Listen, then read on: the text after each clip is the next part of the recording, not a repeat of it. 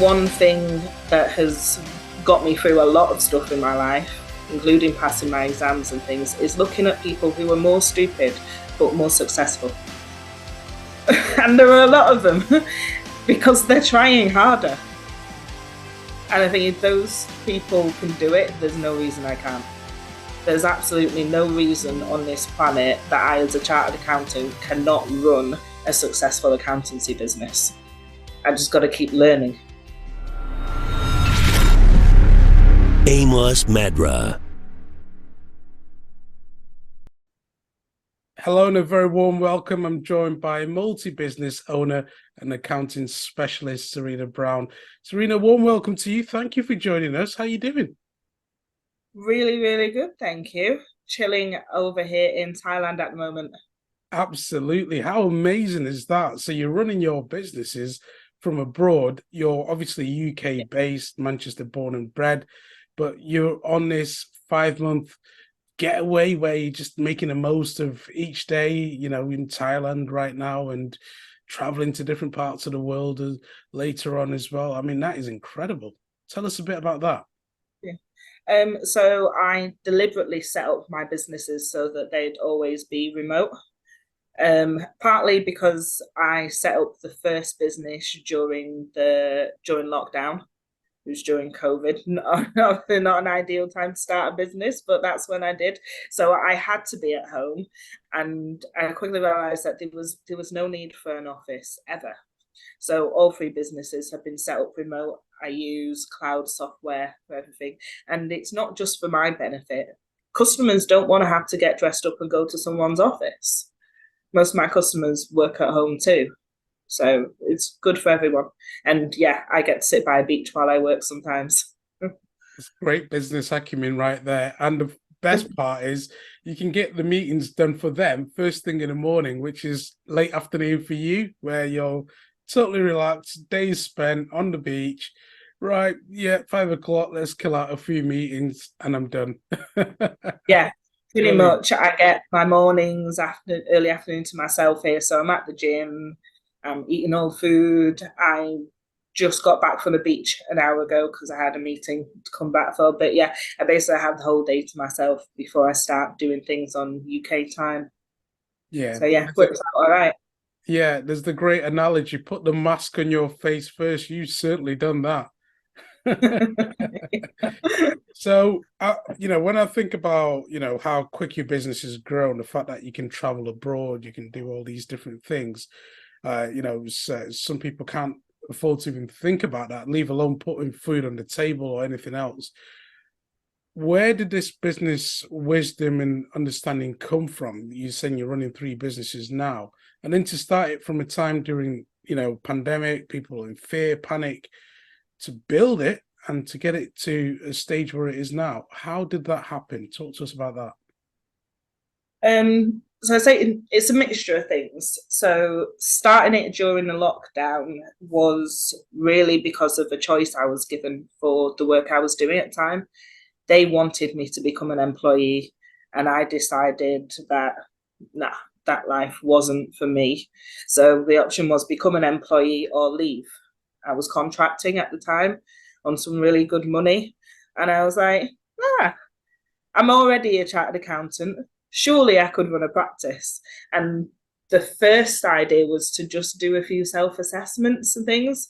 And to do that, you have to get a practice license, which is quite a lot of work to get on top of the certificate I already have for being chartered. So then once I saw how much work there was to get that, I thought I'm not going to get that license just to do a few self-assessments.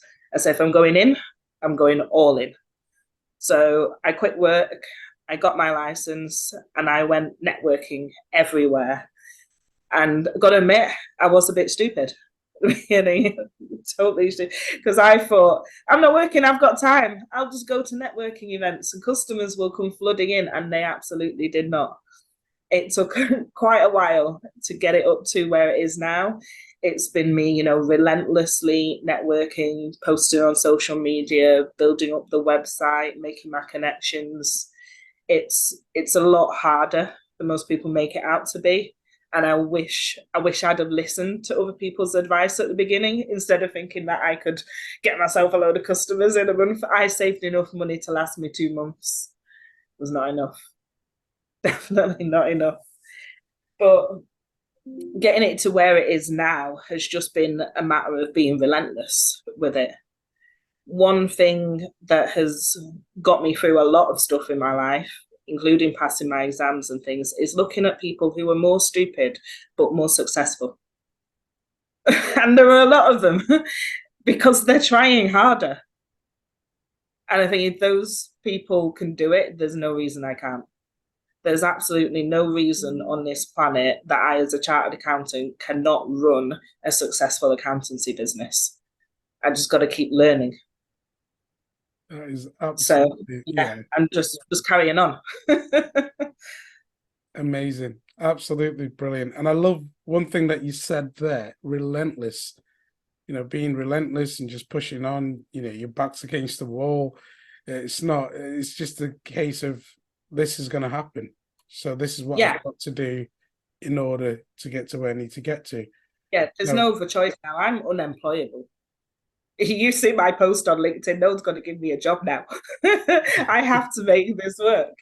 And so, yeah, it's what I do every day, regardless. Yeah, yeah. And that's it, isn't it? It's that consistency. And I just want to hang there for a minute, because I think sometimes we just quickly go past that and then think, oh, great, that's brilliant. Now talk to us about, you know, life in Thailand and so on. We'll get to that point soon. But that consistency is a key point. You know, what does it take? And this can apply to other things. It's not just business or accountancy. It could be health. It could be absolutely a variety of different things. Why is it so important to be consistent? It might be boring at some points, but there is power in it. Talk to us about that. Well, I got 2 new customers last week, and one of them came to me from me being recommended on a Facebook post in a local group 2 years ago. That's how he found me. And that paid off last week. And I've had people come to me, oh, you talked at that event. I wrote your name down. I didn't have a business at the time, but I wrote your name down for when I had one. And again, that was about 2 years ago when I spoke a business event for free to help some people out. So you don't know when the things you do are going to pay off, but you've got to keep doing them. And at the beginning of this year, this is going to sound really sad. I thought it was ridiculous last year when people were doing it. People were having a word of the year. I was like, you idiots. Well, this year I've got a word. And the word was influence. My aim was to get myself everywhere.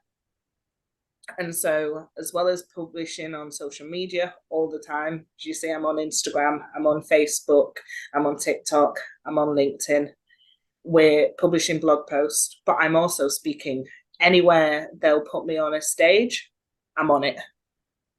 And so now I'm getting to be known as an expert in certain things without me having to do any work in some cases. So one of my businesses does work for other accountants. I handle their software and tech, and I don't advertise that business at all. You won't have heard of it.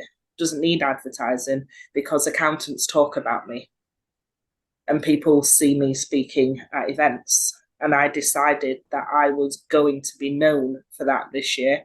And so I've made an effort and it's worked. But you can't do it once and then so nothing happened. You don't know when the payoff's going to be, but you need to put it out there. Yeah, amazing stuff. Just keep turning up every day, keep putting it out there. Incredible. You know, you're so positive. Have you always been that type of person? Is that your upbringing? Or is this something that develops later on in life? I think my upbringing made me work hard because I know I can't rely on anybody. I didn't have the best upbringing, which is part of why I volunteer as well for DePaul, who are the charity look after young homeless people in Manchester. So yeah, I think my upbringing made me realise if you want something, do it. You've got to have to do it yourself. There's no like backup plan or anything. So my business has to work, and it has to be me that does it. So, and then I'm just generally pretty relentless with things.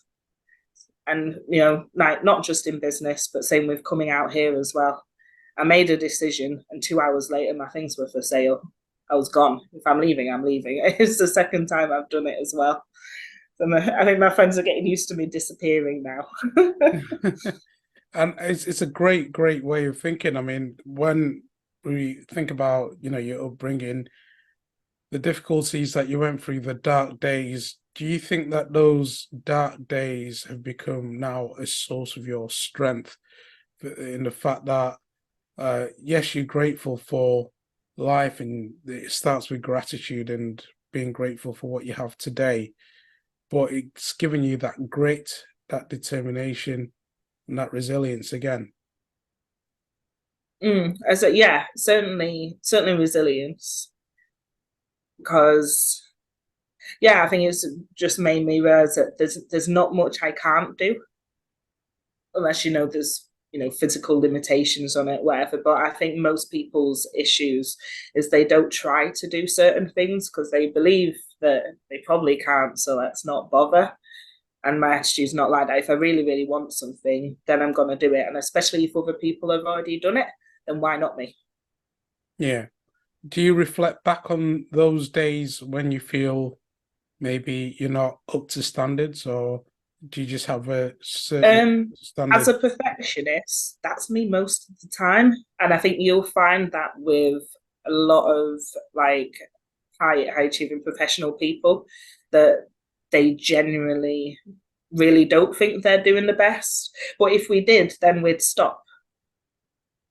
If I thought I'd already done all I could and I was at my peak, then there's no need to do any more. So it's kind of it's a blessing and a curse, because on one hand, I'm never really happy because I'm always trying to do one more thing. There's always something else I'm after. And on the other hand, it makes me achieve more. Yeah, Means that absolutely. I go where other people won't go, and I get more done. I get what I want eventually. So what's next for you then? What do you want to achieve? um, so be digital accountants, the practice is already fairly established, and most people aware of them, and we're looking to grow that a bit bigger, not too big. I don't want to be managing a big team or anything like that. That horrifies me. But I've got a second business called the New Business Club, and that's aimed at helping out the people who can't afford the accountancy services. So it's people, they're brand new, you haven't made any sales yet, can't afford an accountant at that stage, but making sure you set things up the right way. And so that's the business I really want to get rolling over the next year or so. I think that could be really useful to brand new people out there who don't get that professional advice until it's too late. Yeah. So that's my next goal at the moment, is to get the New Business Club rolling. Yeah, it sounds absolutely exciting, and we look forward to seeing the growth, and we'll continue to celebrate you for the great work that you're doing. Now, I want to give the audience something here to take with them, because you've been very successful in what you do, and again, that consistency, relentlessness. We spoke about it, and thinking from where you came from to where you are, it's completely changed, metamorphosis, complete transformation. What can somebody listening, watching this take away in terms of business? How can they establish their business? How can they be a bit more consistent? How can they grow their business?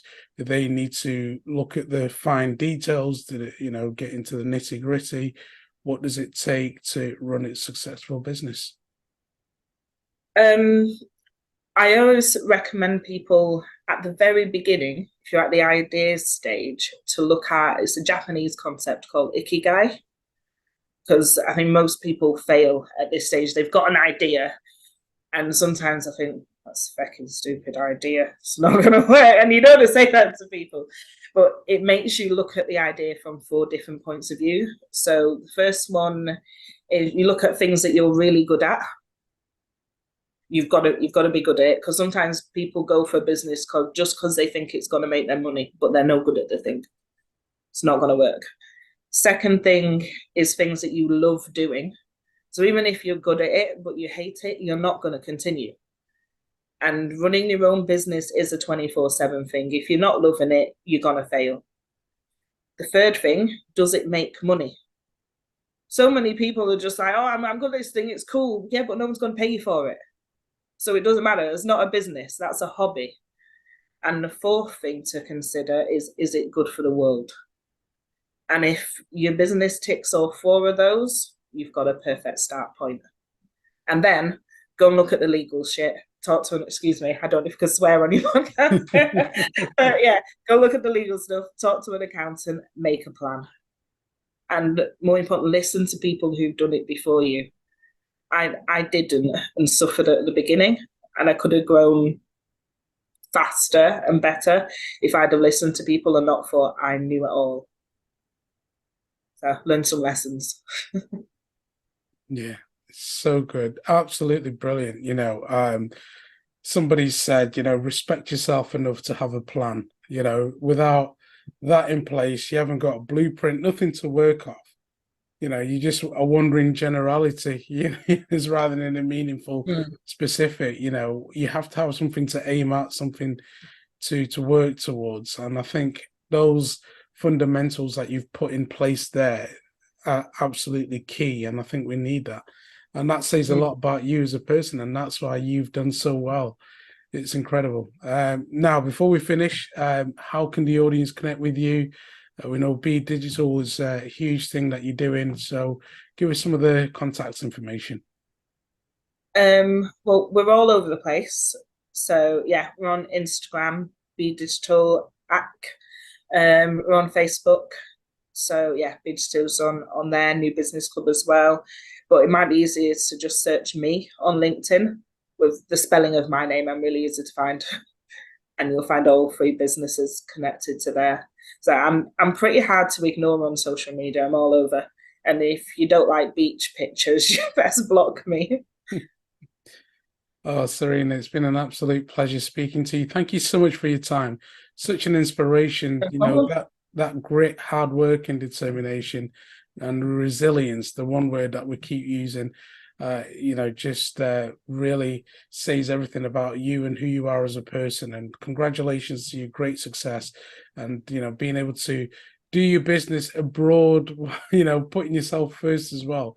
Amazing. Thank you so much for your time. Thank you. Thanks for having me. If you want some amazing inspiration, check out the videos next to me, and I'll see you right there.